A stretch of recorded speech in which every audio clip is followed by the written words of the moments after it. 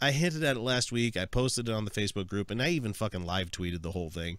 But I got to go to an ancillary family member. You mean not somebody that's been like somebody that I've known a long time, but it's just family members that we're not terribly close with. I had to go to one of their baptisms this weekend, a Mormon baptism.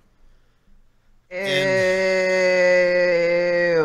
yeah, it was super goddamn gross. I mean, when you're an atheist, no, it's actually really terrible. When you're an atheist and you're fighting against a they for a long time, you know, a religion, or you're fighting against Mormonism, you're fighting against this, until you're like in the middle of it, you don't realize how much of a mind prison this shit is. Because these are grown ass people, grown fucking adults, talking about receiving, you know, telling little 8-year-old kids, little boys, little girls, that you're going to receive the gift of the Holy Spirit today. What, they didn't qualify before? And you're going to have your sins washed away, and they were using words that... Seriously, no, I remember this. Yeah. I remember as a Catholic, the first time I went to confession, they were like, confess all your sins. And I was like, I don't know, I took a cookie when I shouldn't have. Like, you're making these 8-year-olds agonize. And I remember like being terrified of like telling the priest about the time I knew I lied about something so dumb. Like, I remember the fear. I don't remember the lie, because come on, what was an 8-year-old gonna lie about? Anything. Like Literally everything. Okay, though, this is a real thing. This was a real thing that I actually was forced to go to confession for. I said that Caitlin said the shit word, and she didn't say the shit word. And I just said it so that she would get in trouble because she made me angry. That was like, and I agonized over that for like weeks, that I had to go tell the priest about that. And that's my sins. That's my sins. They're telling these little kids about, you know, they're going to receive the Spirit, and you're going to hear this still small voice within you. And it's like, imagine being this little kid who everybody around you that you adore, everybody that you love, that everybody's in your family, everybody's in the extended family, except for, you know, that weird uncle from like 50 miles north, you know, that's coming out to Tooele for a visit to see your baptism. And so you're sitting there, and they're telling you all of the stuff that that's gonna happen. Oh, it's gonna be wonderful. All this great stuff's gonna happen to you. All this, you're gonna that, and you're gonna feel so different and everything. When essentially the kid is just going to go into a weird fucking pool wearing a convict outfit. It's a white convict outfit. It literally is, guys. Yeah, it is, yeah. And his dad was doing the baptism for him, and so, you know, you have your ultimate authority figure with your dad saying, you know, like, this is what we're going to do, and I'm going to be so proud, and I love you so much because you're doing this thing, and, you know, you're going off that whole making your dad proud kind of thing, but you're also making everybody else around you proud for doing this thing. And then all of a sudden you go and you get dunked in the fucking shitty water, and you come out and nothing is different. Nope. You're the same kid you went in as, but the kid's going to internalize it. He's going to be like, I don't feel any different. I'm wet. It's not like a lightning bolt went off or anything like that. As a kid, I always had a skeptical nature. I was always waiting for the magic to happen. I remember once that I cast a magic spell, literally, okay? Like, did the whole ceremony according to this stupid Wiccan book we were going to go skiing the next day. So we cast a magic spell for sunshine. Okay, we were 12, so, you know, like, give us a fucking break. But we had magic wands, and I followed the fucking book. I found a willow tree. I carved it specifically. Like, I followed the magic rules. And the next, and we cast the spell for sunshine. And the next day, it was partly cloudy. Well, maybe I didn't do it quite so right. Right, but I still sat there and went, does it just not work? Like, well, everyone believes that works. These kinds of things work. It works if you really believe it. You didn't believe it enough. And right, that's a skeptical nature. That's what's making me so afraid for these kids. That was it. Yeah, they're being told this stuff they're gonna feel this. Everything's gonna be different, and then they come out and nothing's different, and they're immediately, because I know I would be this way when I was a little kid too. What's wrong with me? Yep. Why don't I feel this? Another story I have. Why don't I have another that? Another new age bullshit. So everyone loves to give a break. Even a lot of atheists love to give a lot of breaks to the New Age, the Buddhist, the Hindu concepts. No quarter. No, you don't get breaks. So when I was a kid, I was 14. I remember because the next day I got my first kiss. I was playing with one of those exercise bands on my feet, and it flipped off my foot. Just like for whatever reason, I flexed my foot too far, or whatever, And this really strong rubber band, giant fucking rubber band, snapped me in the eye, and it hurt like a motherfucker. And at this point, I had been completely sold on the concept of karma. So I'm sitting there crying and bawling, and I say to my mom, "What did I do to deserve this? What did I do wrong?"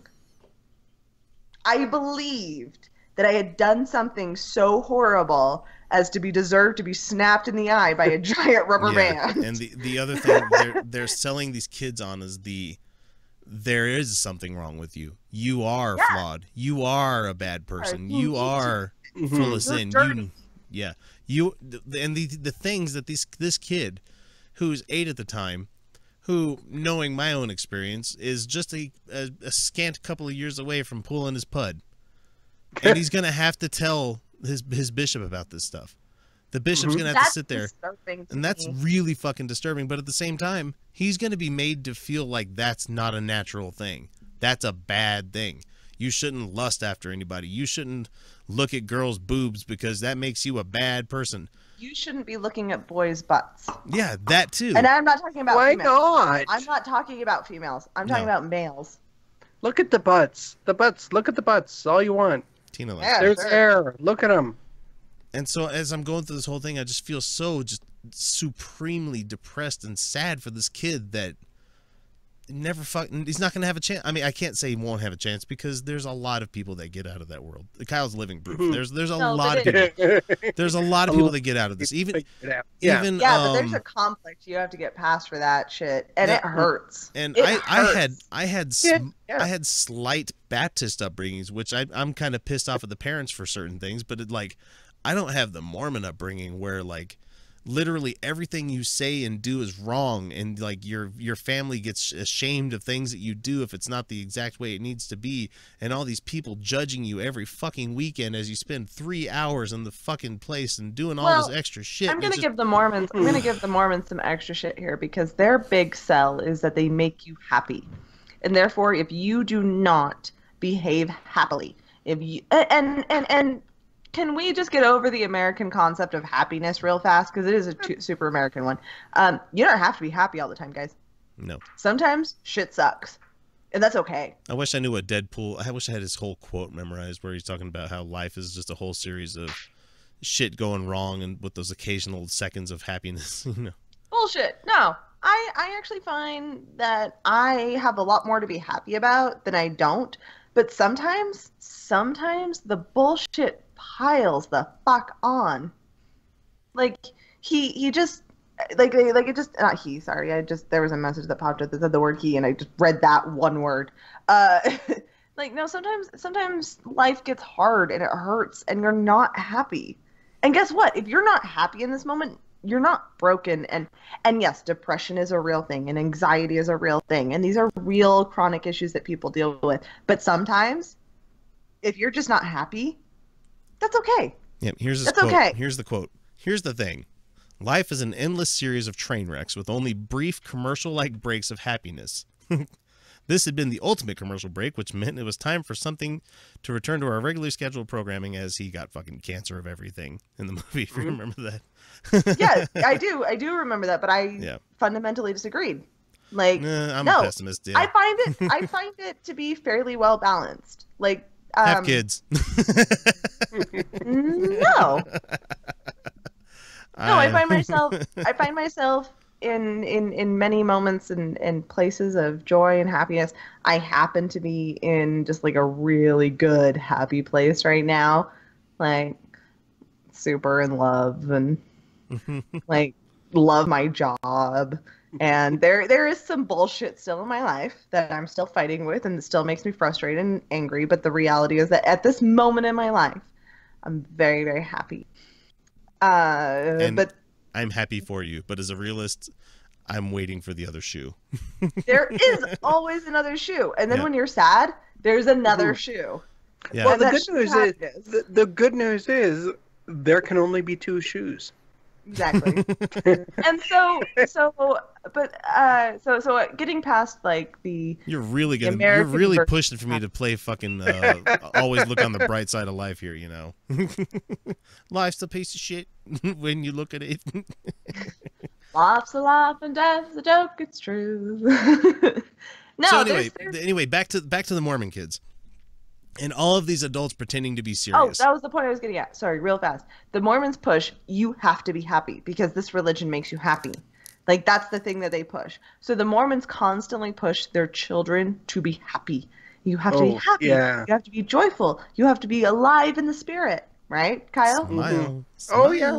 No. Right. So no. if you are not happy, if you're not acting happy, then you're the one that's broken, not the religion. Yeah.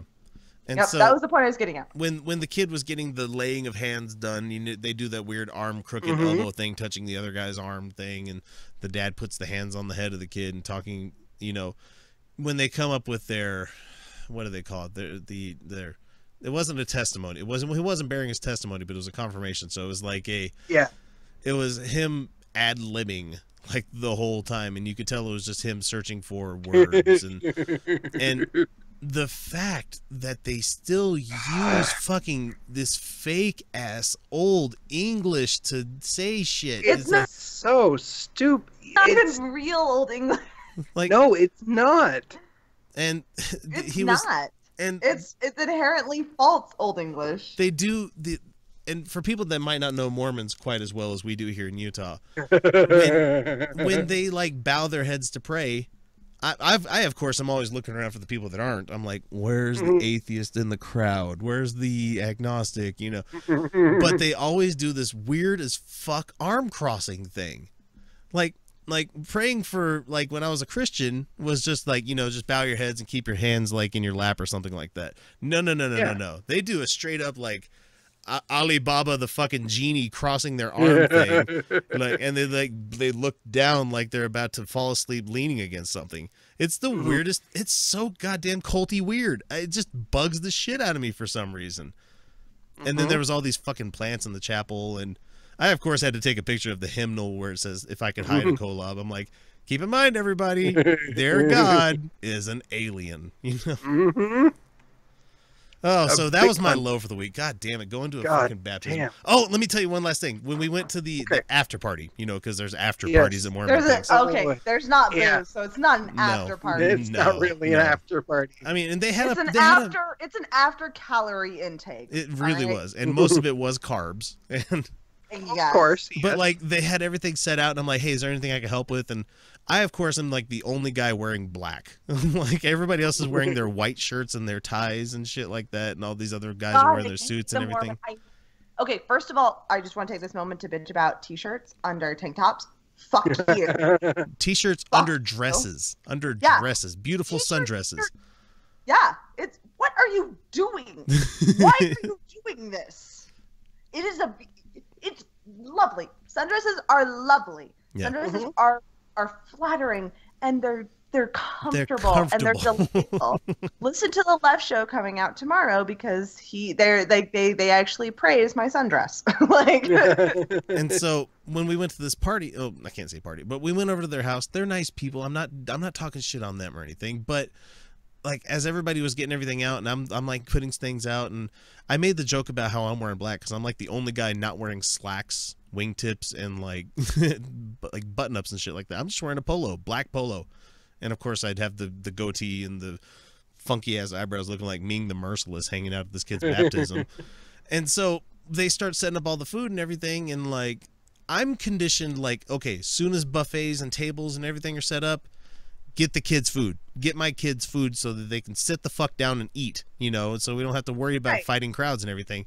And so I'm about to get my plate, get drinks and everything, and then I'm like, wait, why is everybody fucking standing around not eating? Why is nobody eating? There's all this food that's just out here ready for everybody to grab. Like, it's ready. It's there. Get it. Go get food. Oh, the social pressures. No. We It are was so nothing about social. social pressure. It was no social pressure. No, X, the fact that you noticed is an indictment of our very evolution. That's all I'm saying. The fact that you noticed. The fact is, nobody said the blessing yet. Real Mormons bless just about every fucking meal. Please, God, Is it going to poison you if you don't bless it? To bless this food so it nourishes our bodies and something. It's not good. Anyway. No matter how much you bless it, that's not going to nourish your body. It's still shit food. It's still shit food. It's still shit. Their ham was fucking legit. That was a legit ham. How much, but... okay, well, yeah, their ham's on point, always. I'm sorry, but as somebody who's worked in fine and gourmet foods, here in Utah, these fuckers don't care. No. They don't care about quantity. They eat their garbage food.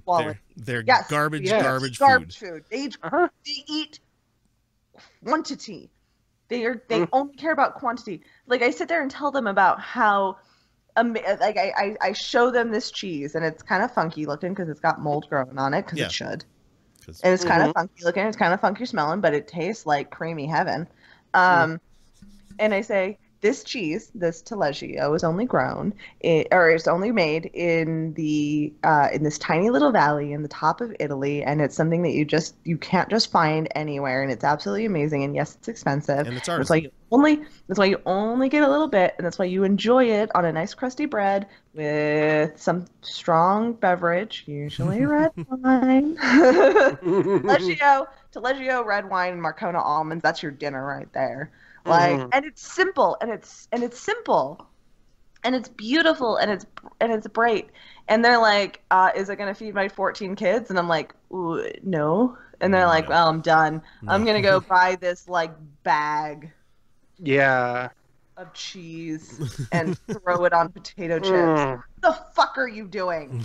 Like, they don't. Like, I swear to fuck, so many Mormons I've met, they don't live to enjoy life. They live to enjoy their afterlife. They live to enjoy the afterlife, and I'm like, and to look at what most of them eat, they're trying to get to that afterlife as quick as they possibly can. Because go down to Ogden, go to Far's Ice Cream near the fucking temple on a Friday night. There was a line. A fucking line at an ice cream shop that was nearly a block long. And you know what? I can't really blame them because they really have the best. It is great fucking ice cream, but they have the best black licorice ice cream I have ever tasted. Oh, thank goodness I'm not the only person. No, I'm all for enjoying that. But that should not be their only indulgence. That should not be the limit of their enjoyment in life, because there's so much life to be lived. But no, that's how they keep you. That's how they keep you. Missionary sex. No, and that's exactly it. Put your garments right back on. They control their people through guilt and through control and through they limit their hedonism, as I like to say. They limit it so that they can keep control, because they can keep these people feeling guilty about all of their desires and all of their joys and all of their hedonistic, like, joie de vivre, as I love to say. And they can keep them guilty about it, and they can keep them paying the fucking money into the fucking church, giving them more fucking power, and not just here in Utah, because the Boy Scouts are basically owned. Hey, that's a nice shopping mall you got there, Mormon church. Yeah. Yeah. That's a nice lot of fucking property you got there, Mormon church. Oh, and by the way, City Creek is advertised with sex. Of course it is. Yeah, it has to be.